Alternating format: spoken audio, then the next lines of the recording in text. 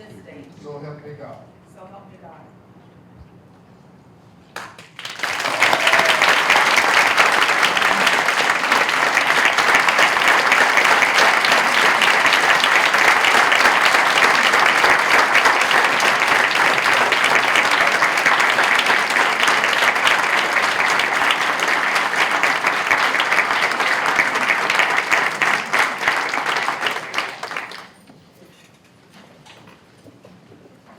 Martina, you need to join us at the board table, please. Okay, so let's do, yeah, Mr. Cunningham and Ms. Conrad, y'all can go together? Okay.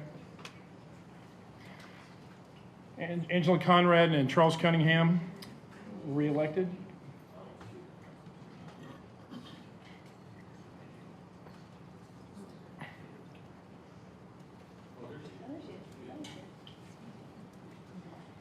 And we have Stella Cunningham, Charles Cunningham's better half. And Troy Church, I didn't see Troy there.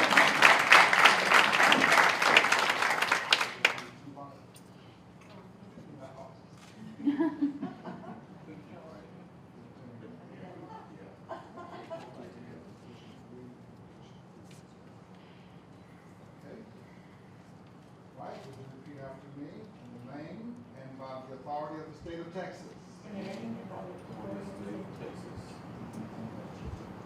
I, Angela Conrad. I, Charles Cunningham. Charles Cunningham, Jr. Do solemnly swear do solemnly swear that I will faithfully execute the duties faithfully execute the duties of the office of the humble ISD Board of Trustees, of the office of the Young ISD Board of Trustees, position number 3, position number 4, of the state of Texas, state of Texas, and will to the best of my ability preserve, and will to the best of my ability preserve, protect, and defend protect, and defend the Constitution and laws of the United States the Constitution and laws of the United States and of this state, and of this state, so help me God. so help me God. Thank you, sir.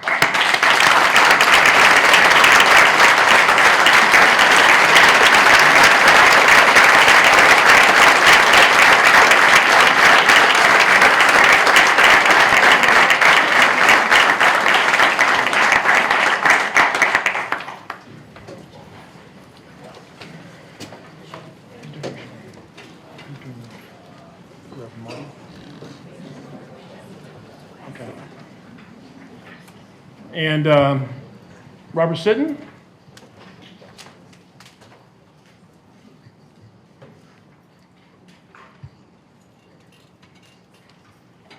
Thank you. We have the Bible for Robert Sitton.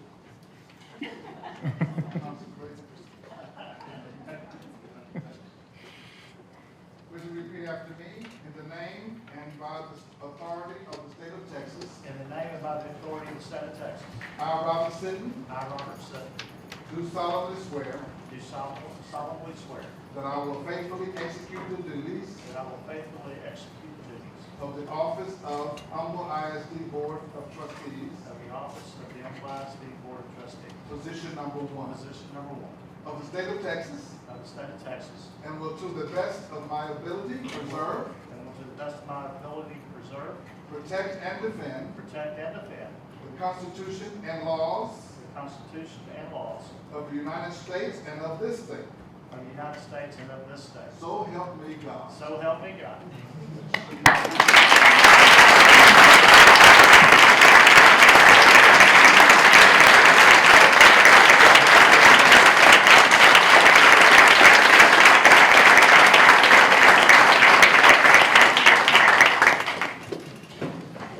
All right, thank you. And Reverend Jerry Martin, thank you so much, sir, for everything you do for our community as well.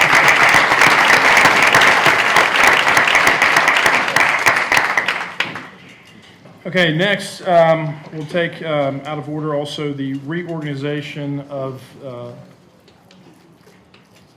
you want to do that first? All right, let's go back to the closed session, just knock that out. We have closed session Mr. Cunningham, do we have a motion? Yes, sir, Mr. President. I move that we accept the recommendation of personnel coming from the superintendent with addendum. Second. So we have a motion seconds. All in favor? And we have one abstention and rest in favor. So we have as personnel, right? I believe that's all we have as personnel. Correct. Who abstained? Well, it's, our newest board member. All right. Next, we'll have the board reorganization. And I will nominate as the next president of the board, Ms. Angela Conrad. Second. We have a nomination and a second. All in favor? You can vote for yourself, Angela. Okay. Next, as vice president, I nominate Mr. Charles Cunningham. We have a nomination and a second. All in favor? And for secretary, I nominate Ms. Nancy Morrison. Second. We have a nomination and a second. All in favor? Okay, so we've reorganized the board and we've sworn in our board members. And so what I want to do now is I want to take a 5-minute break and let everyone visit and take pictures and do all those things. Then we'll reconvene and so we can finish up this agenda. So it's a 5-minute break.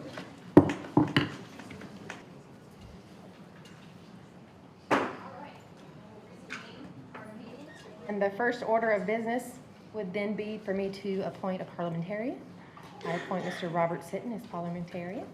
And with that, our next item we'll continue with is our commendations and recognitions. Well, welcome everybody. It's great to have so many folks here for swearing in and reorganization of the board and all of these exciting things happening tonight. As the 2016-17 school year comes to a close, it's interesting to look back at our successes and our accomplishments. Tonight's Inspiring Moment video highlights some of the outstanding staff and students from this past school year in our incredible school district.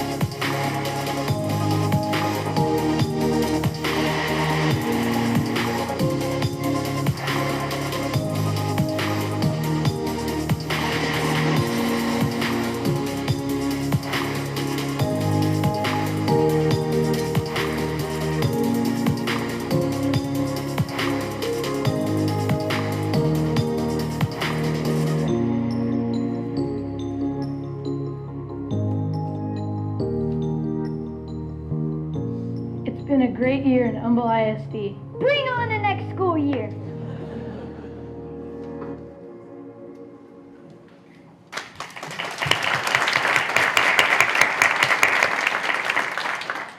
Did you notice something about that video? While our students are certainly excelling in the traditional areas as academic, athletics, and fine arts, they are also doing so much more. They are giving back. They are serving others. It's exciting to witness our students who are so eager to help others. It's clear that service is important to our teachers, our students, and our entire Humble ISD community. Okay, next I would like to introduce Jerry Monbaron as she is going to introduce us to our super staffers.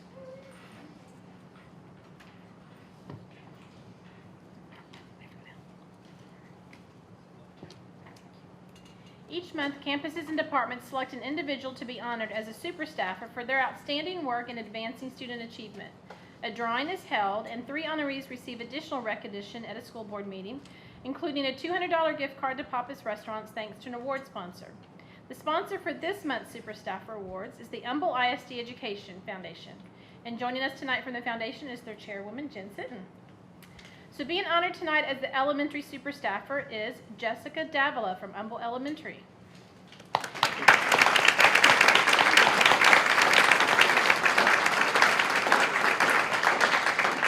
Joining Jessica up front is the assistant principal, Monica Poche. And let me read a little bit about Jessica. Jessica promotes positive behaviors and develops solid relationships with the students. She's excited to make a difference in students' lives. She exhibits flexibility and has a positive attitude on a daily basis. She adds value to our campus by working not only with students, but with parents and staff as well. Jessica is a dedicated member of Humble Elementary and is appreciated for all that she does.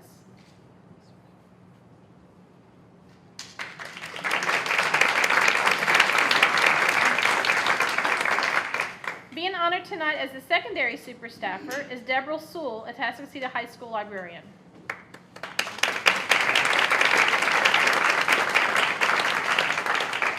The administrators for Atascocita High School are in Austin at a conference. I was wondering, Trey, would you mind coming up and standing? Trey Kramer, Assistant Superintendent of High Schools. Ms. Sewell always takes care of everyone on the campus, students and staff. She makes sure that everyone has what they need when they need it, even when it is a last-minute request. And best of all, she does it with a smile. Oh, thank you, Reggie. Come on up. Tap out.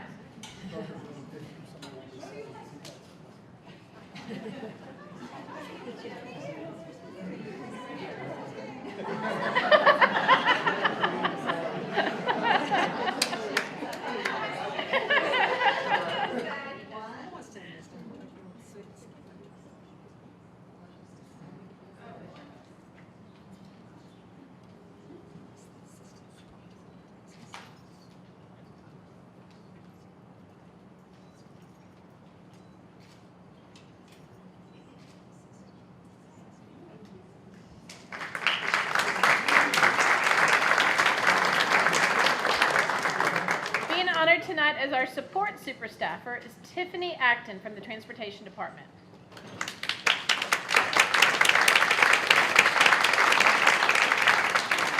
Joining Tiffany is Mark Swackhammer, her supervisor. Tiffany has been an employee of transportation since August 2001. She has always had a great attendance and has always been helpful when asked. In the past year, she has went from a driver to the field trip coordinator and has been very fast in doing all the job duties and has managed the trips.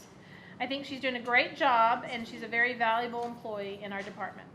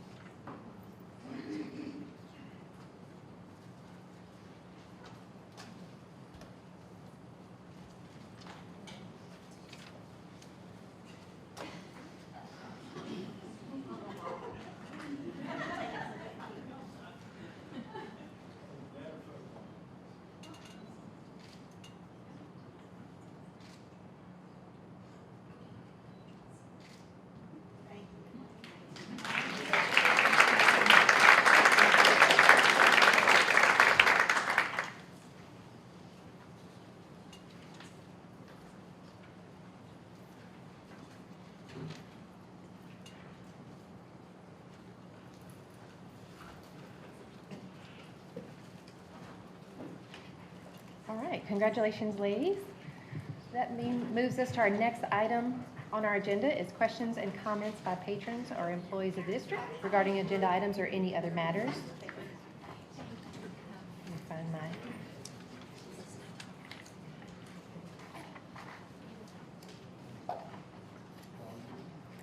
And first we have Brian Velasquez, and is it Jamisha Kingta? Did I say that right?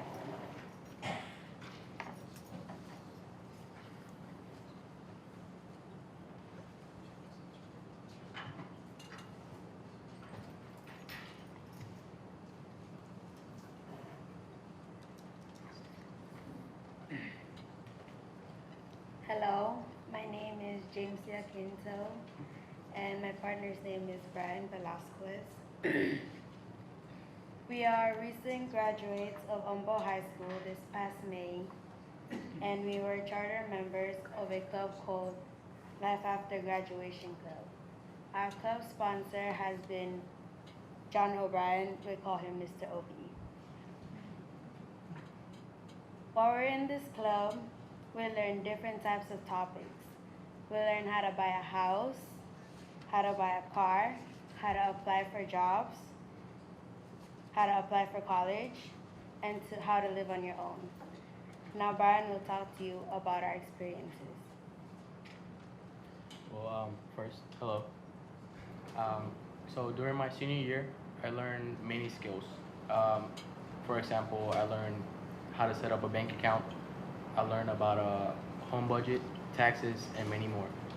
But only because I was in the Life After Graduation Club, which was an after-school activity. I strongly believe that I strongly believe that nowhere in our high schools do we teach this type of course. This will be something that most seniors will need to know to be successful in the real world. This is, in part, what school districts call career ready. Back 20 to 30 years ago, high schools offered a class called home economics. Now we are encouraging that this class could be brought back into a 21st century setting, but this time we'll call it life economics.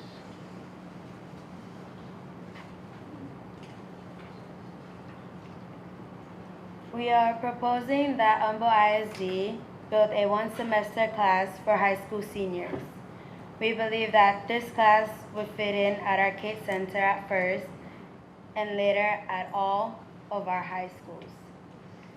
Our club has built a list of 71 different topics that must be taught to better prepare graduates like us for life after graduation. Without this kind of class, graduates will likely stumble and fall, which will hurt our economy. Now we know this kind of change has costs associated with it. We can discuss our ideas about funding with you at another time. Though we ask that you consider 3 things. Number 1, please build surveys to measure the need and desire for this type of class.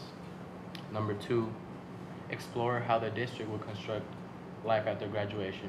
And number 3, please review our list of 71 topics that we feel should be covered by this class.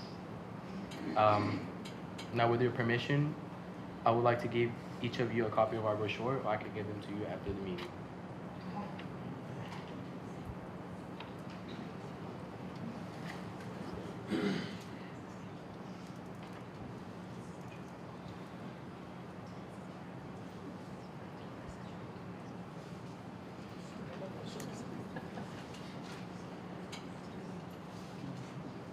I have to put on my glasses to read these 71 topics.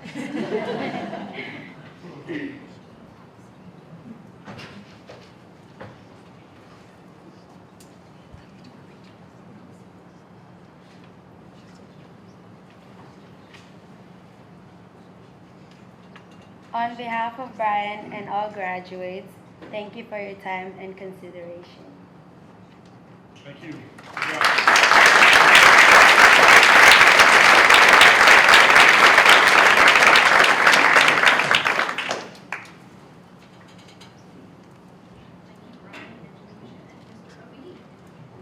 next speaker is Mr. Bob Rehack.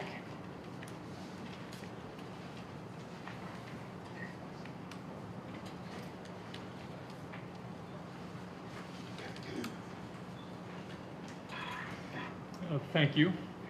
First, I would like to congratulate all of the new and re-elected members of the board. My question is a simple one.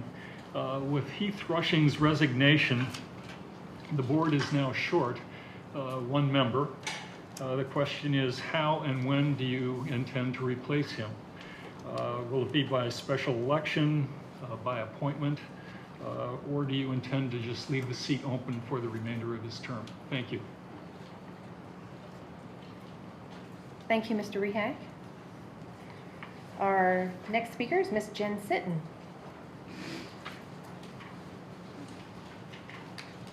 It's kind of strange that I'm doing this, so he has no idea I'm about to do this. So as many of you know, Dr. Tommy Price is leaving us for a much deserved position in Bernie ISD as the new superintendent. So I just have a few words to share with not only Tommy, because he knows this is hard for me because he's a dear friend of mine and it's very hard to see him leave, but to the crowd of what he means to not only me, our family, so I'm speaking on behalf of my husband as a father and a friend. So I had to write them down because I will not be able to get through them without it. So what can I say? You've been such a blessing not only to our 2 kids, but the 40,000 plus kids of Humble ISD. You have been that ear for me personally when I've had my mild rants about a program that is very dear to my heart. Always had that ear to listen to me and even suggest things that I may not have seen. And you've always just been there for me when it comes to the program that is very dear not only to my heart, but your heart and Robert's heart as well. Thank you for that. You would always, let's see, I jumped ahead. More importantly, you've been an amazing friend to our family. You'll be so greatly missed. You have no idea how much me and Robert are going to miss you being here and being that advocate for not only Keenan and Caitlin, but for all the kids. You have been just an amazing asset to us and will be greatly missed. We are so happy for you and your family on your new adventure. We wish you the best of luck, and we know you're going to be an amazing superintendent in Bernie, and they are so very, very, very lucky to have you. So we love you. Good luck. We will miss you a million times over.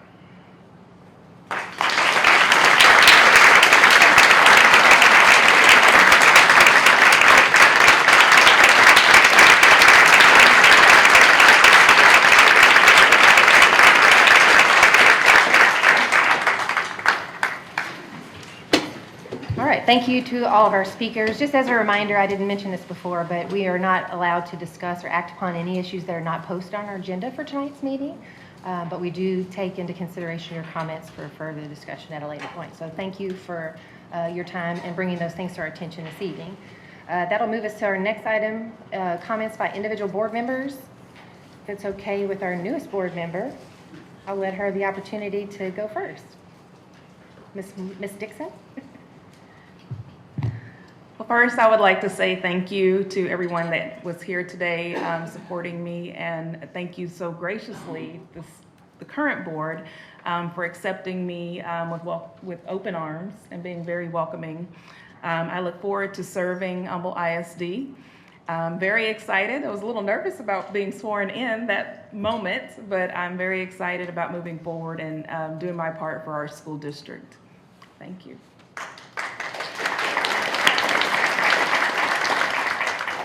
Thank you, Ms. Dixon. Mr. Lopez? Thank you, President Conrad. First, I want to echo Jen Sitton's comments about Dr. Price. Tommy, we're going to miss you dearly. You've been a wonderful asset to our district. You've done some things that without you, I don't know where we would be as a district, to be honest with you.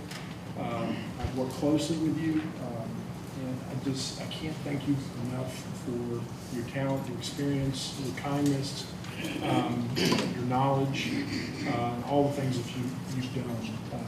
I know you're going to do great. And Bernie, you've been superintendent before, of course, but that's a guard spot, and so I'm actually a little jealous. But I'm really happy for you. I'm happy for your family, and but you will be missed terribly. So again, just thank you for everything. Thank you. And to the kids and OB, thank you for that. The only thing I would ask is, I think that's a good idea. I think that you should talk with possibly the administration at your school, start there and work your way up, and talk about that, because that's how changes get made in the district, is to work your way up the ladder. Starting at the board level, we're more of a policy-making board. We don't create classes or curriculum. So, but the work you put into that and your passion for that class is awesome. Don't ever lose that, no matter what you do and where you go in your life, because that's how you succeed.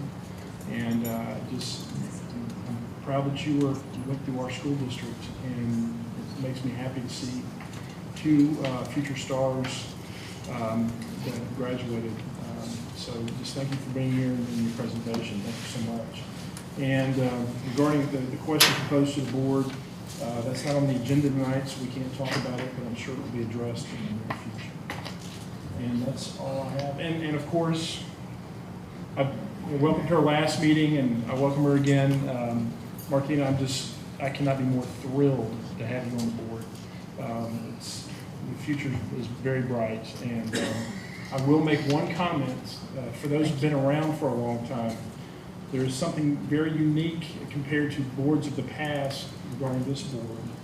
The guys are almost outnumbered. That was not the case just only a few years ago. And so I was by myself. I know. Angela was by herself fending off the rest of the guys, and now, depending on how the next seat gets filled, we could be outnumbered, which actually I think is probably a good thing. So I'm very happy about the board and the organization of the board, and the future is very bright. Thank you, Ms. President. All right, thank you, Mr. Lopez. Mr. Sitton. Thank you, Ms. President. A couple of things I want to talk about tonight, and I will try to be brief, but it's been a kind of a bittersweet week. Saturday night, we enjoyed the 85th consecutive alumni banquet for Humble High School, where all the graduates come together. I believe it's the longest running consecutive all-inclusive alumni banquet in the country for public schools, public education. The Humble ISD will be celebrating 100 years of existence in 2 years. So it was a very special event, but it was kind of bittersweet. You may have read in the papers over the years, a good friend of ours, good friend of the community, a fellow graduate of Humble High School, Phil Bauman, local business owner, has been battling brain cancer for 5 years. When he was first diagnosed, they gave him basically less than a year to live, and they put him into a trial series of medications and so forth, and the rascal lasted over 5.5 years. Gave us a lot of time to spend with him, for him to spend with his wife and son, who's a soon-to-be 9th grader at Tascasita High School. He just finished 8th grade. I believe that's right. But a dear friend of our community, and he passed away on Sunday morning. We were at the alumni banquet Saturday night, and the word was that he may not make it through the night. So a little bittersweet, but you know, that's what our community does. Our community rallies around families like that, and know that family isn't going through it alone. And so I just want to make sure I mention that tonight. I want to thank all the supporters that are in the audience that supported the trustees in their re-election bid, and the supporters that are in the audience that supported Ms. Dixon and her bid to join us. I think we've got a fantastic group, and we're ready to move forward as a group. got a lot of things going on. The future is so bright for Humble ISD, and proof is right here. Proof is that we're growing quality staff, quality students. You saw a presentation from 2 of the students here tonight. That's what we do. That's what our charge is on a daily basis as trustees and as staff members at Humble ISD. And then with staff, giving them the opportunity to grow their capacity in whatever level they want to grow to. And Dr. Price, you've been awesome. And you came in 5 years ago with a charge to work with Dr. Sconzo and help implement some things. And the first thing that we did was started a program, or took the program committee over and really started looking and evaluating efficiencies of our programs, relevancies of our programs. And I learned more about education in the last 5 years than I did the 8 years I was actually teaching in the classroom. And I learned that from you. I was honored to be part of the panel that the Bernie ISD folks came and interviewed. I was proud to give you my fullest support, and I'm glad that it worked out for you. So you will be missed, and we appreciate all you've done for Humble ISD. With that said, let's see, I think that's it. That's all I've got. Thank you, Mr. Sitton. Mr. Cunningham. Thank you, Madam President. First of all, I want to say to Dr. Price, it's been real good, real fun. You know, you and I had that special bond. Gonna miss you, but I know that everything's gonna be good where you're going. And so really want to say congratulations. A couple of things, if I could, Madam President. I thought I saw Chris Parker was here. I guess she's already gone. Dr. Barnum, I see you there. Kevin, Brandy, I see you guys out there. Steve, I'm gonna come back to you later. Rosie, Rosie was there. I saw Rosie. Just want to tell you guys thanks so much. Really appreciated the overall, as we say, this big community that we live in called Kingwood, Atascocita, Eagle Springs, Fall Creek, and let's not forget Humble. Appreciate it so much. Thank you for so much of your support. Truly honored. So special folks, Bonnie, I see Dr. Longin out there. Just to think that it all began with you. When I first ran, you know, she inspired me. And so I just want to say thank you. I truly enjoyed it. It's actually been rewarding. And so I'm glad you're here and thank you so much. Robert Scarfo, I saw him in the back. That's been my brother there.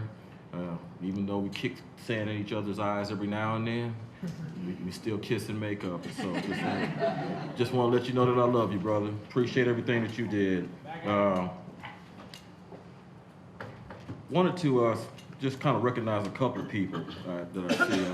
Norman Funderburg, Andy, Naomi, Curry, and then of course Matt and Donna Baird.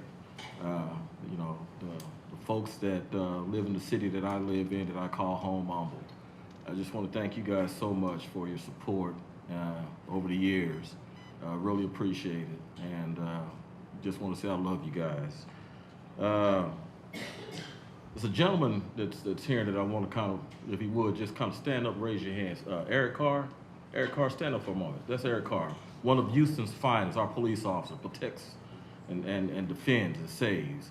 Eric, I just want to say thank you. And Eric and I have one thing in common with what we're doing. I'm here as a board member because it's about the kids. Eric is also doing that at his level because he's also the president of the African American Police Officers League. And Eric has worked closely with Senator Whitmire on legislation that has improved police and community engagement. And we're going to be working in this area, working through the churches. And so, Eric, I just want to say once again, thank you. And Eric does live in the community. his kids go to our schools. And so just want to say, Eric, thank you so much for your support. Appreciate it and look forward to working with you. Back to you, Steve. Kind of told you a little bit of the news, but I want to continue to let you know that we're going to continue to fight to do what we can for our kids with special needs. And, you know, I'm going to be there for you. We talked about it. You've opened up my eyes, and it's going to be there, brother. So just wanted to let you know that. And that's it, Madam President. I'm giving it back to you. All right. Thank you, Mr. Cunningham. Ms. Morrison. It's a little delay. Let's see. I think that worked. Well, I just want to ditto everything that everybody said, but especially to our students, our graduates from Humble High School, please continue that thought process. We very much need it, and you can see it as a graduate. So I compliment you. I too, like Member Lopez, stay focused. Continue that thought, okay? And we're extremely proud of you. Congratulations on your graduation.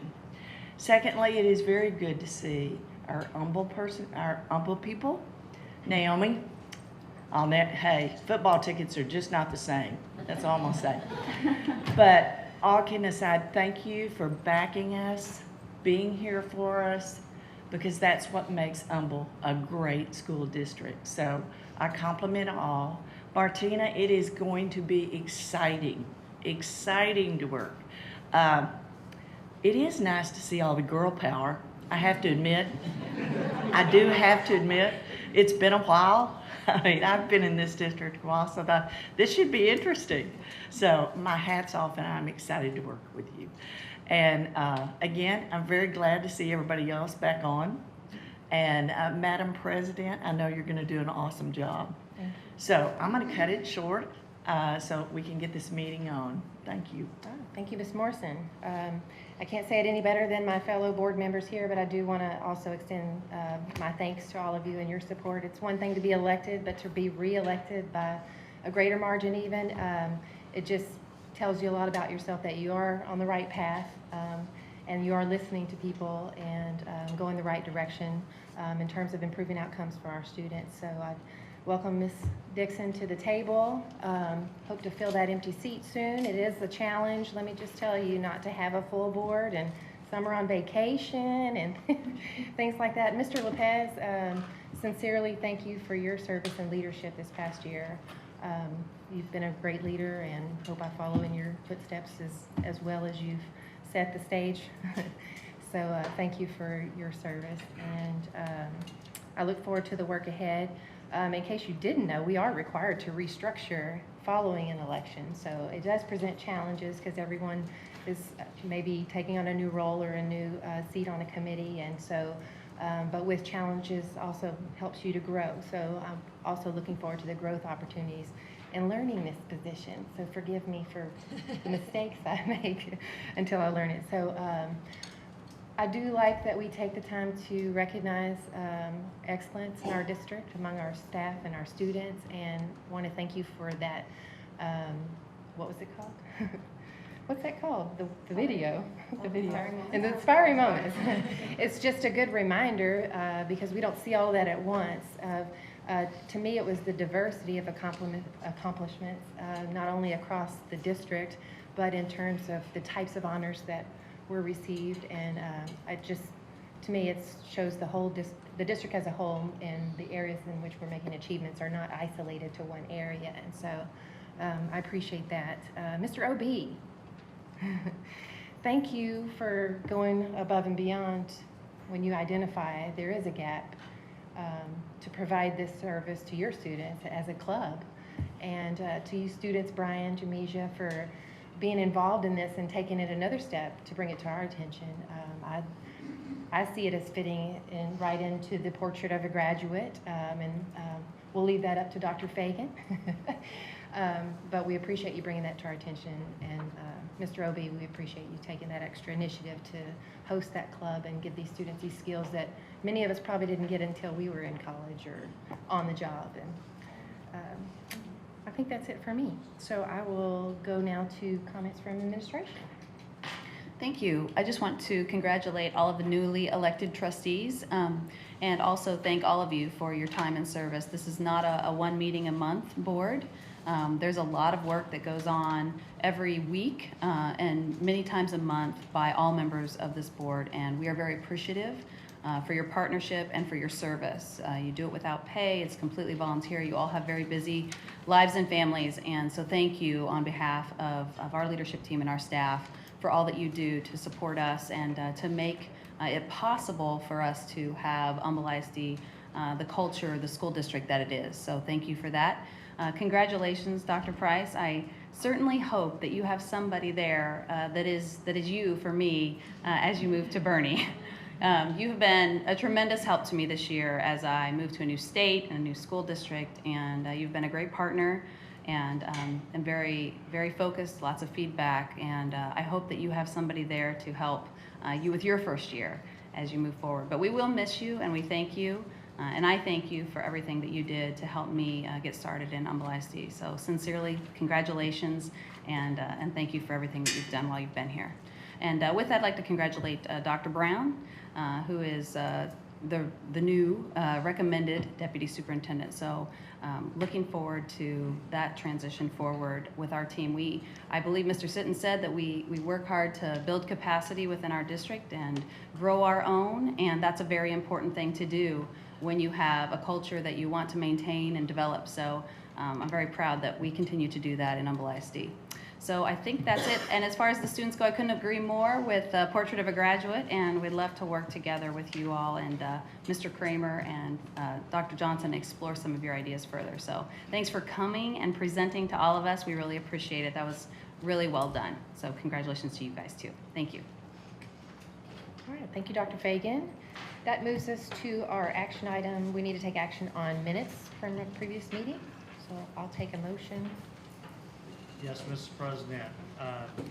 As of the minutes, I move that the board approve the minutes for the regular board meeting held on May 9th, 2017. Do I have a second? Second. A motion and a second. All in favor? And one abstention. Also, I move that the board approve the minutes for the regular board meeting held on May 22nd, 2017. Second.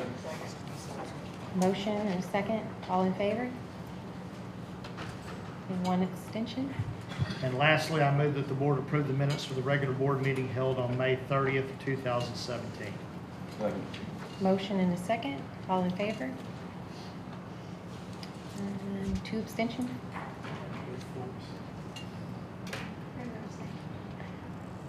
Nancy and Ms. Dixon. All right, we have no update on board associations and committees because our next item is to actually appoint the committees. And so I'll just make one motion that we appoint the following members to the following committees. Is that acceptable? You don't even need to make a motion, Madam President. Because it came out of committee? Because that's what you do. Oh. So I shall name them now. Our audit committee will be consisting of our chairperson, Mr. Cunningham, and Ms. Martina Dixon, and there's another position that's open currently.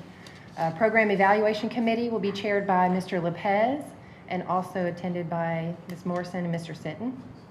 Our finance committee will consist of myself, Mr. Cunningham, and our chair, Mr. Sitton. Technology and data governance committee will consist of Ms. Dixon, Ms. Morrison, and myself as chair. Superintendent and board evaluation committee there's an open position. Myself, Mr. Lopez is chair. Building and planning committee will be Ms. Dixon, Mr. Cunningham, and Mr. Sitton as chair.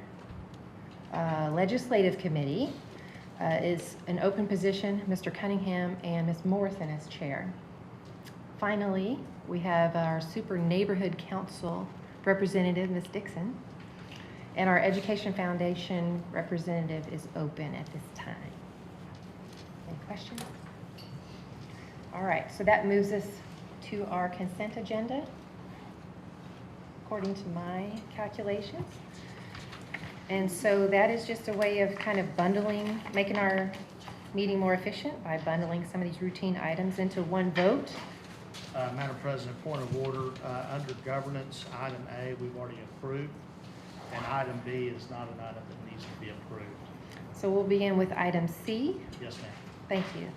Item C, we'll start there. Proposed revisions to policy DNA local. Is there any okay, item under learning division reports, considerations and purchases.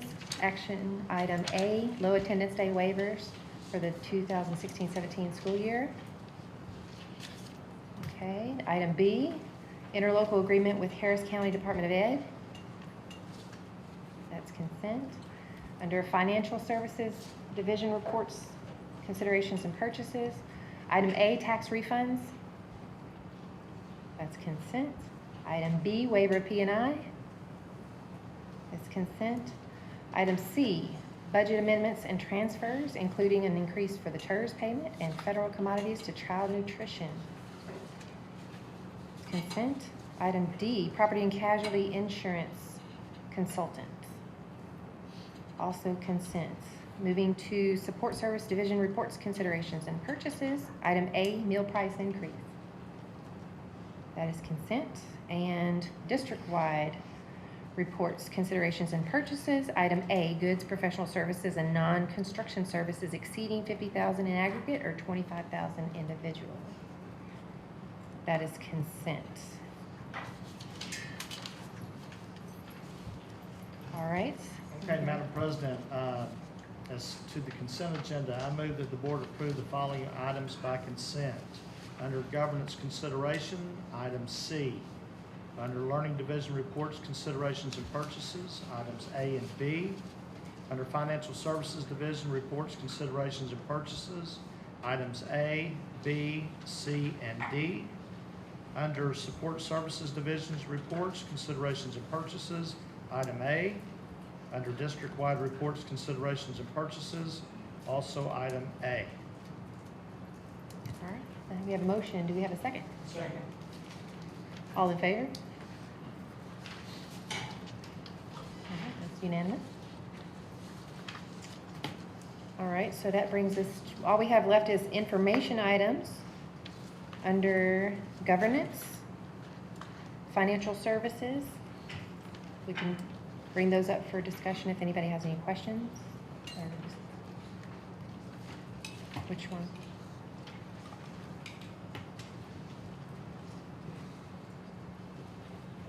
Financial services.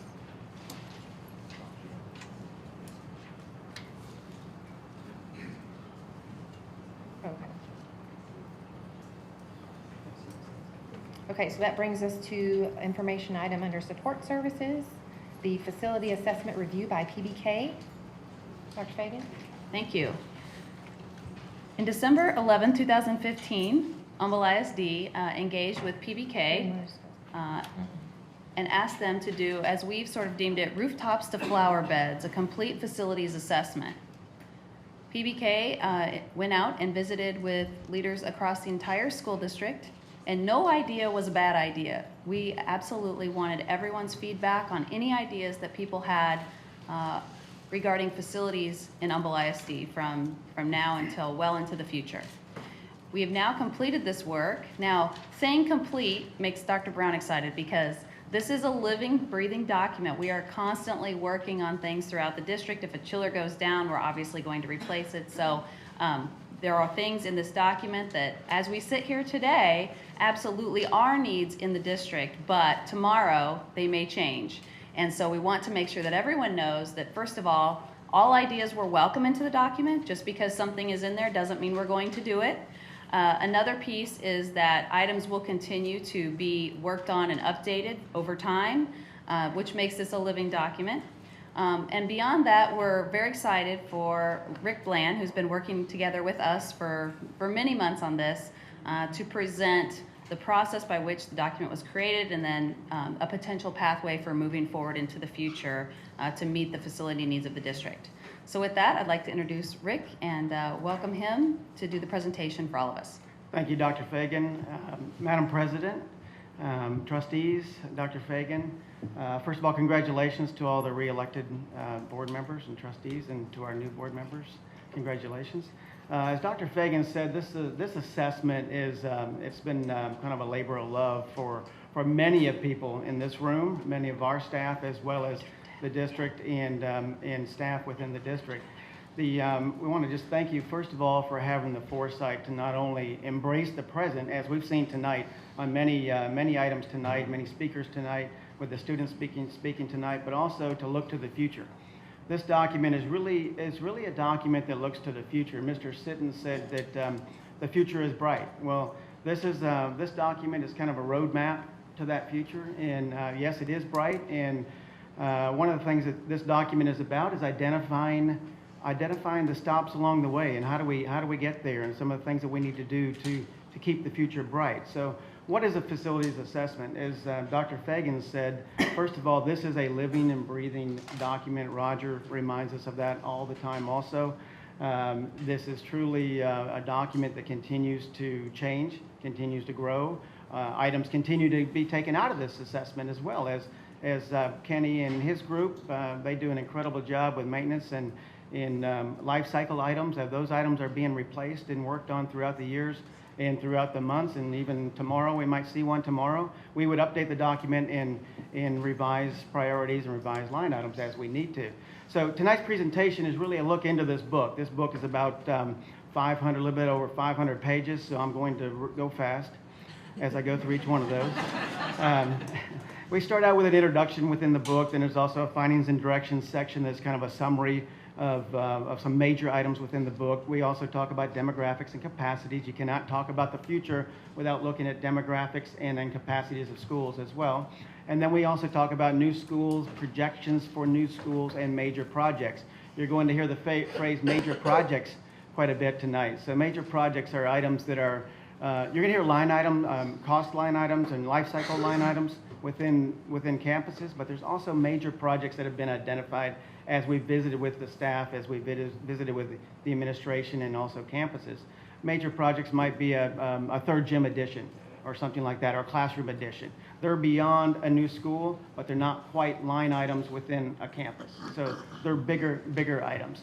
The facility condition assessment is actually, this is actually where the guts of this 500 pages really is. So we've got over 5,000 line items from every one of the campuses and every one of the support facilities, all 50 support sites within the district. So over 5,000 line items within the book that consist within the facility condition assessment section. And then we also look at district-owned property that's not this undeveloped, or as we're talking about new schools, as we're talking about new facilities and other major projects that might be considered in the distant future.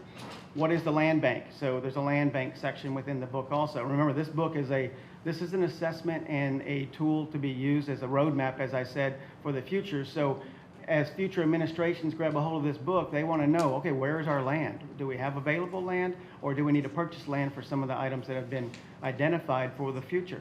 Then there's also a district-wide technology plan. So district-wide technology plan is more not campus related. This is replacing servers. This is replacing technology, fiber throughout the district. This is bigger than each campus. This is district-wide, of course.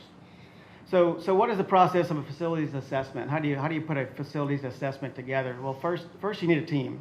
So we have a facilities condition assessment team that we put together.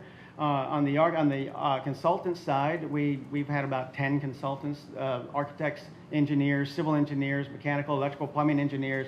We had sports consultants, we had technology and life safety consultants as well, and then also building envelope consultants. This is waterproofing and roofs and things like that. Some of our consultants are actually, some of our team is here. I'm going to ask them to stand up also. Guys, can you stand up? This is not even half of our team. We have engineers and architects and civil engineers within the team and sports consultants. The other part of the team, and one of the most critical and important parts of the team, is on the district side. So we need input from the district. We don't pretend to know everything about the district, and we can't figure everything out with just walks through the campuses. We have to sit down and have meetings and focus meetings. So we visit with the maintenance department, visit with Kenny and his group, as well as department heads and other administrators within the district. So that makes up our assessment team. Some of the tools that we use, the tools are Kenny and his staff has an incredible database of maintenance records, as well as life cycle. So the life cycle items tell us when are we looking to replace a chiller. Now that might happen sooner, but the expected life cycle replacement of a chiller, we know. We also know roof life cycle replacements and even carpet. So some of those might have to happen earlier depending on use, depending on the amount of activity, or also things just break down sometimes. So we're looking at the maintenance records and the life cycle schedules. You'll see that in just a second as I start talking about priorities. Existing floor plans and site plans, we use aerials, we use as much data as we can gather about the existing facilities before we start walking the campuses. And then also in 2012, there was a utilization and unifier study that was commissioned by the district. Several architects, PBK, Joyner, and several other architects worked together as a team to look at all of the existing elementaries and compare them back to the newest model. At that point, it was Atascocita Springs. So to compare it back to the newest model and compare classroom sizes, compare whether they had jogging tracks, safety and security items, daylighting, next generation learning environments. We went through a list of unifiers and then compared every campus to what was considered the base model at that time. So those items have been incorporated into this assessment as well. And then also we look at I mentioned the demographics. So 2016 PASA, Dr. Guzman and her crew gave you a presentation on the demographics and the projections for the district. So we also use that data as we're trying to project new schools and looking at capacities and growth within the district. So I mentioned we walked facilities. We walked 50 facilities. We had principal interviews with every one of the principals as we visit these sites. We also visit with the athletic staff when we visit the sites and any appropriate staff members for the site when we visit. And we go back and revisit if we need to as we collect these items. I mentioned there's 5,000 items in the book. Sometimes we have to go back and revisit and figure out what did we actually write down and what did somebody actually mean to say. So there's a lot of cleanup that happens when you walk 6 million square feet of sites and campuses. So we had a kickoff visioning session with all the principals at the ISC. We actually were able to jump into the front of one of their scheduled meetings and talk to them about the survey. We utilized SurveyMonkey to send out a survey and get comments back from every one of the campuses and the principals. Then we also had over 25 meetings of what we call next gen learning sessions or focus group meetings. The focus group meetings talked about the core curriculum spaces, talked about fine arts, talked about CTE, which we heard about a little bit today also, child nutrition, every one of the departments within the school district and within these campuses. We also looked at transportation and maintenance. So while we focused on the classroom, we didn't ignore the rest of the building and the support staff which within the district as well. That was about over 90 meetings and 475, maybe more hours of just meetings and site visits. Okay, so as we get into the book, page 1 of 500 is this page, if you're going to count as I go through. So the introduction we have an introduction section. The introduction section is really just a little bit of history and heritage of the interesting read. I'm not going to go through all this. There's milestones. There's the history of Humboldt ISD, the importance of the oil industry. You see campuses like Lakeland Elementary is identified here in 1959. That also becomes important as we're looking at life cycle of not just maintenance items, but also of buildings. And what does it take? How long can a building exist and be maintained? The district does an incredible job of maintaining these buildings. Our staff, as they walk through, some of them, they're like, well, why are we here? These buildings look fantastic. Sometimes you have to look behind the curtain. Sometimes you have to look within the mechanical rooms and find other things. So findings and directions. This is, as I said, this is kind of a summary of some of the major items within the book.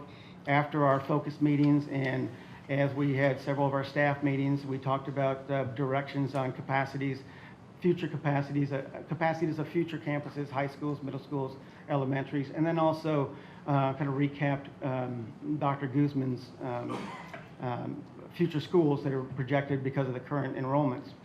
And then also we go to several sections within, we talk about CTE, we talk about building renovations. You see the building renovations section there. There are several campuses that, as we look at the cost of maintaining a facility or major items within that facility, we also compare that to the cost of a new facility. At some point, you decide whether or not you want to keep maintaining a facility or build a new replacement facility. With a new replacement facility also comes the cost of demolition of the existing one and phasing, and we're going to get into that in a second also. So that's a study that we went through as well.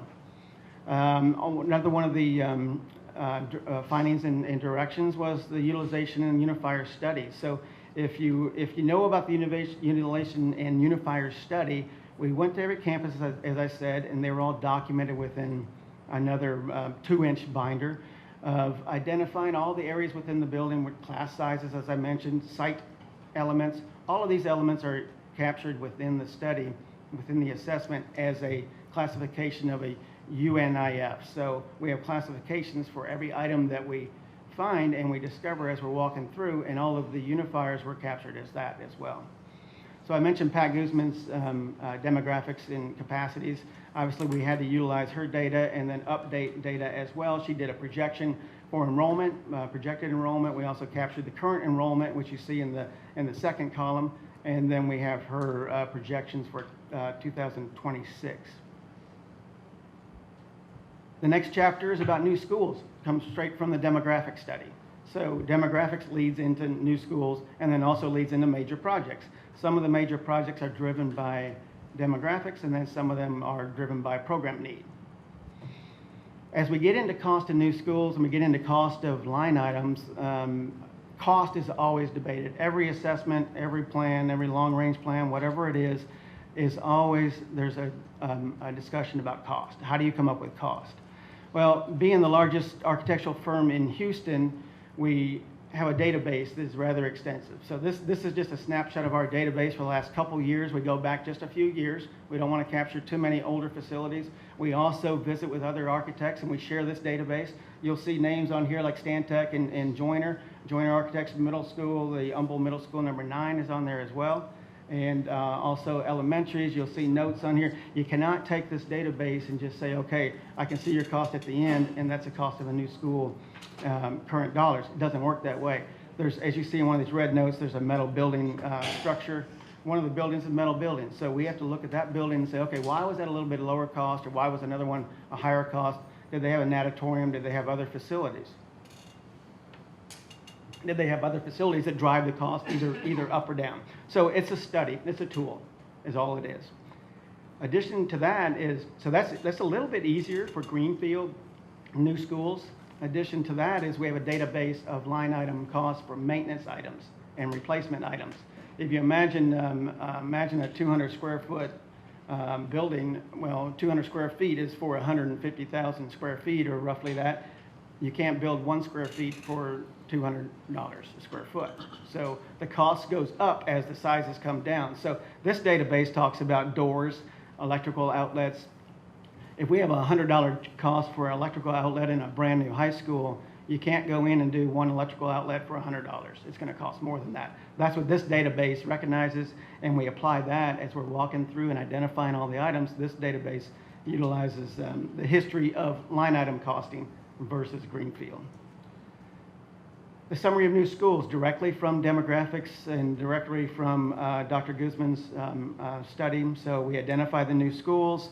The next page is identifying the new schools, the projected year that they might need to be opened, working backwards from there. If you look at this chart, we're working backwards from this column, which is where the school would need to be opened, and then where would we need to start construction for that size of school. So remember, this is a planning tool for the future. So if you know you need a school at a certain year, then we're working backwards from the construction date to the start design date to district purchasing of land, if land needs to be purchased. And then you're also going to see that we have a land bank section within the document. So if land needs to be purchased, it's identified here. If it doesn't need to be purchased, or if there's land in that general area, then that's identified also.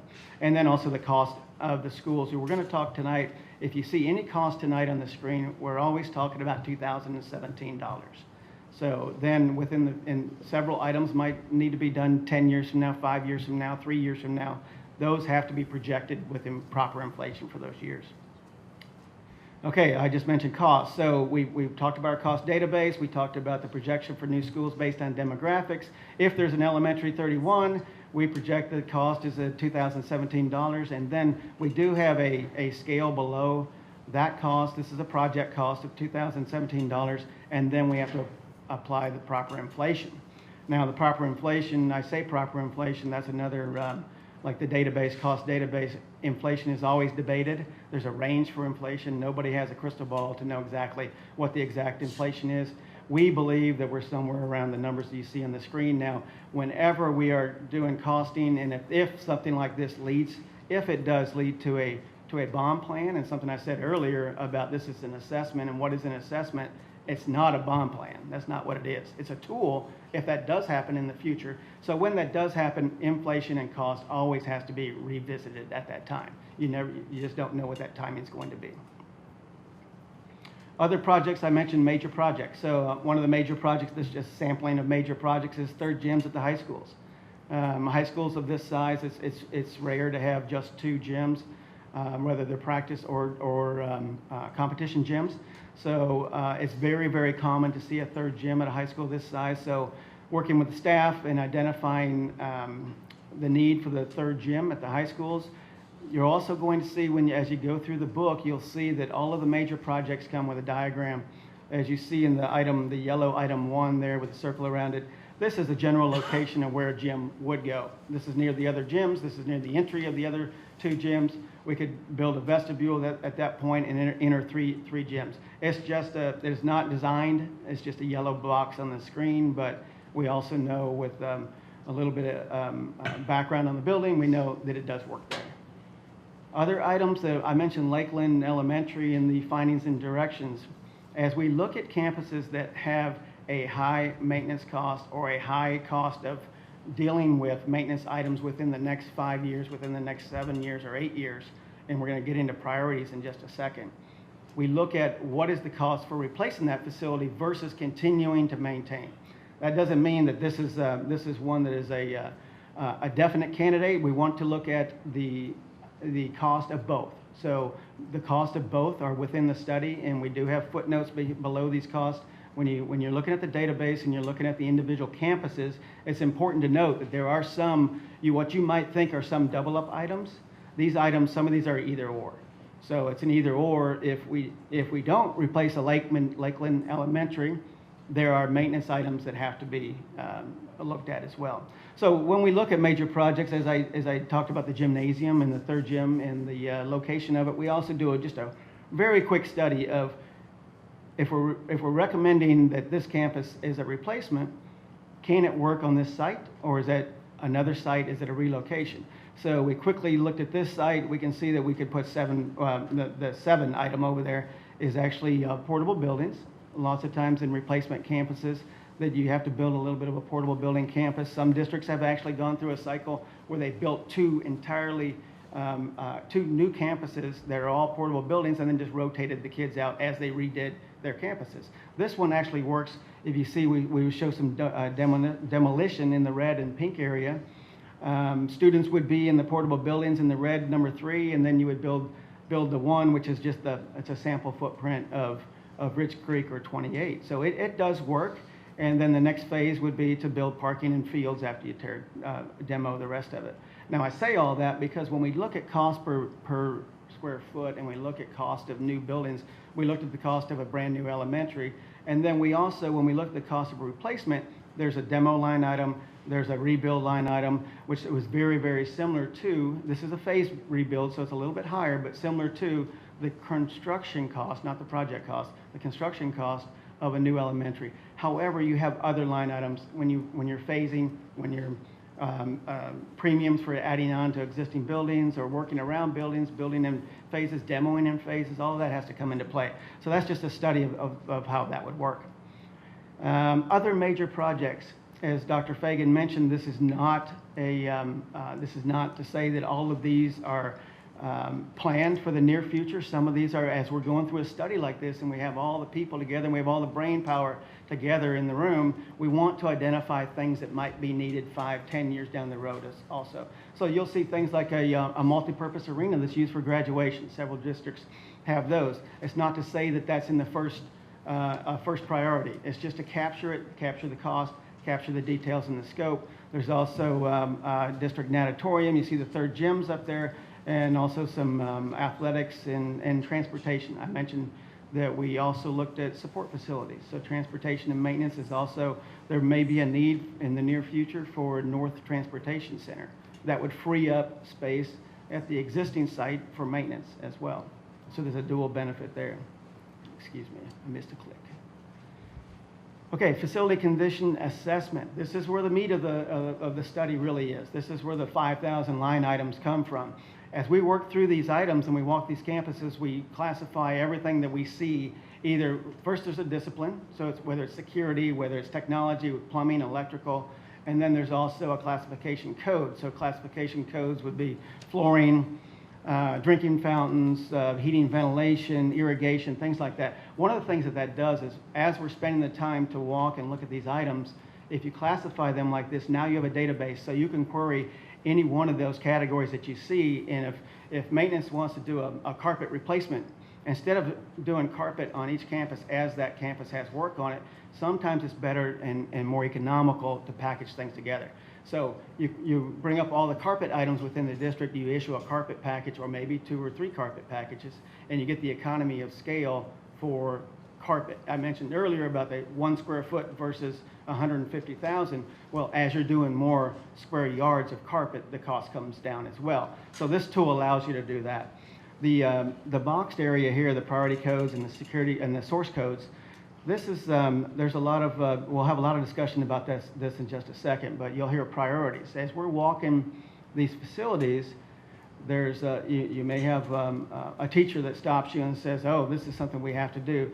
And if it isn't done, it's a safety or security issue. As we get into it, we find out maybe it's an item, a priority 4 that you see on the screen, which is a future consideration or would like to do, or it's a 10-year life cycle replacement.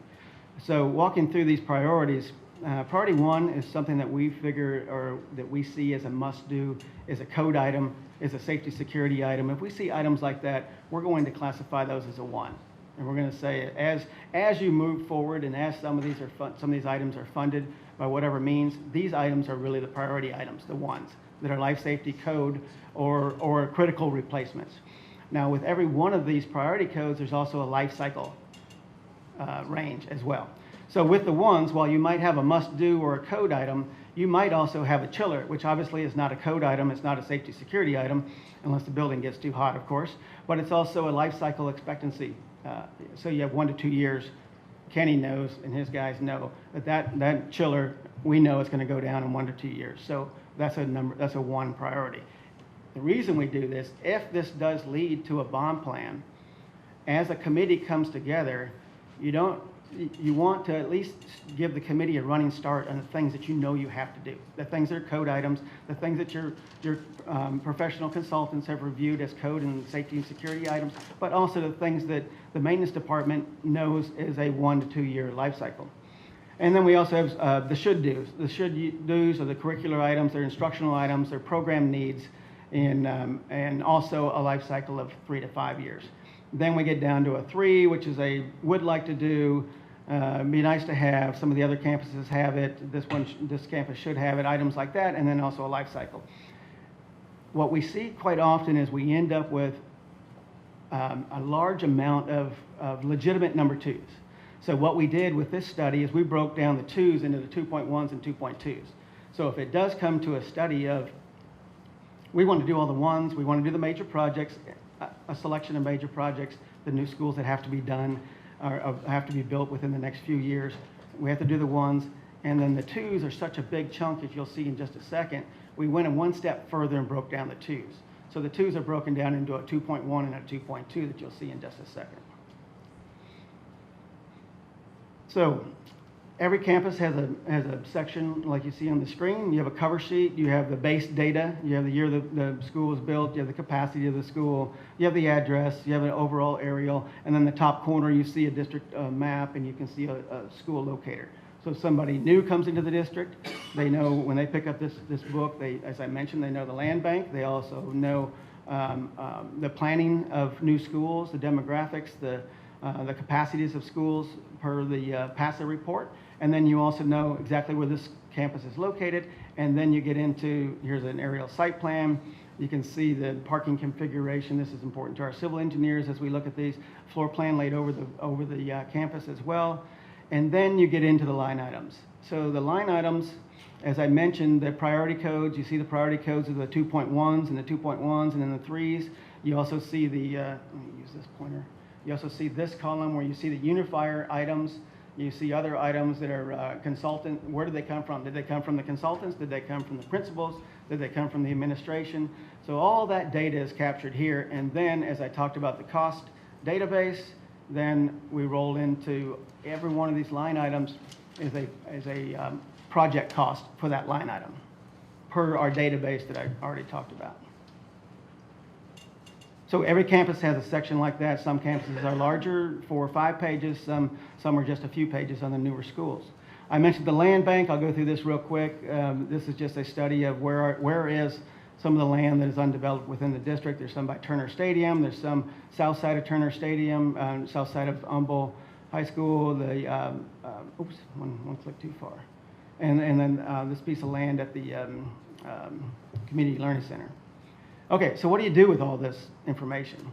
So we have all this information costed out. We have priorities. I talked about the priorities. And then we also have major projects listed. And then we have new schools listed. We have maintenance items and priorities. So if this leads to a committee getting together and saying, okay, what do we do with this? Is this leading towards a bond program or not? Do we need one? What year would it be? What items would we include? This database is just a very quick tool for a committee to use. Let's pick one of these major projects at Humble High School for the competition gym.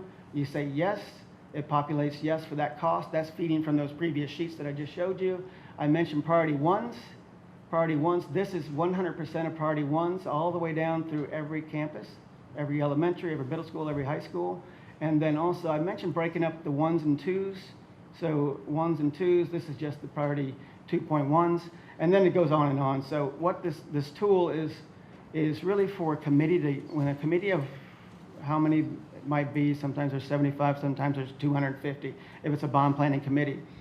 They're asking questions. They want to know about some of these items. They want to know where are we, do we have a benchmark for a potential bond program? Are we getting close to the benchmark or not? Are we getting close to the threshold?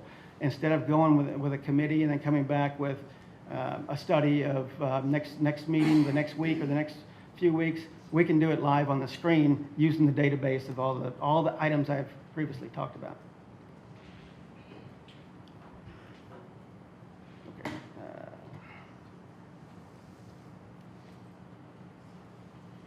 Excuse me.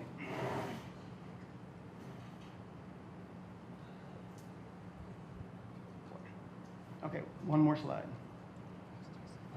Believe it or not, we've gone through 500 pages. Okay, so if this does lead to a bond plan, we know the prescribed dates in the state of Texas for a bond plan, for a bond election. This schedule is just a hypothetical schedule. If we were moving backwards from a May 18, we could do another one for November, general election also.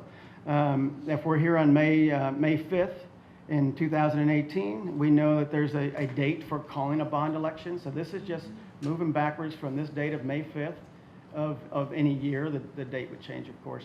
And then looking at the last day to call an election. What happens before that? There are committee meetings that I mentioned. So it's very common to put together a citizens advisory committee, have 7, 8 meetings, 5, 7, 8 meetings, whatever it takes for a committee to gain consensus on what they would recommend for a bond referendum. Moving backwards from there is where we are today on today at the board meeting presentation of this document. And then also there's a call to committee members, and there's other social media events that can happen. All along the way, social media events would happen.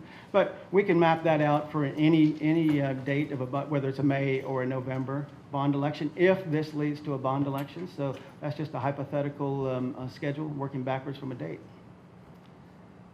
So there you go, 550 something pages.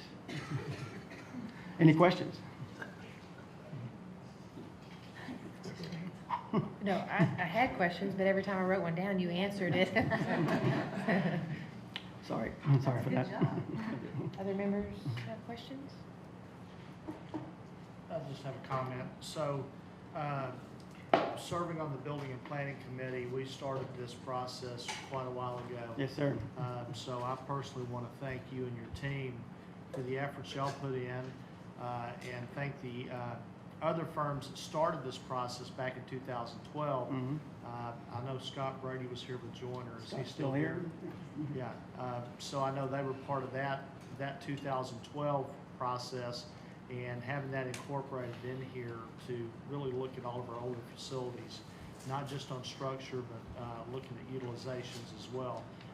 So I know it was a long, tedious process, but I think it really gives us a great opportunity for growth in the future. It gives us a better opportunity to look at our finances. I know that Mike Seal appreciates the idea of having a game plan going forward, so that we can start planning around what the legislature does and so forth as it relates to school funding and meeting the needs of our kids. So thank you for all the time and effort that your team put in. Welcome. Thank you for the help. Thank everybody. All the staff members. I asked our team to stand up. I could have asked the staff members in the room to stand up also. The incredible amount of hours from the staff. Thank you to everybody in the room that's been part of that.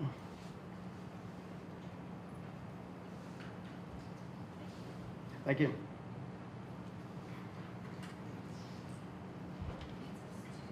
Any items for future board business?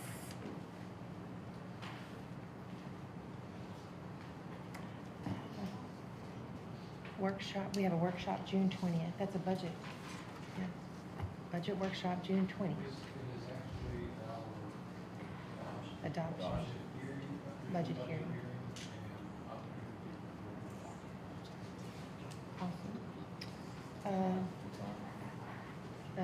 What's the time on that? You know?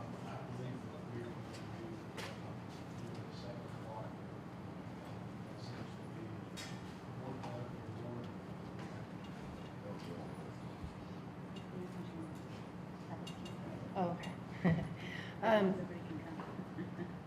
Dr. Fagan, I would like to make one request for a future, I don't know if it'd be future board business here or maybe just an update after.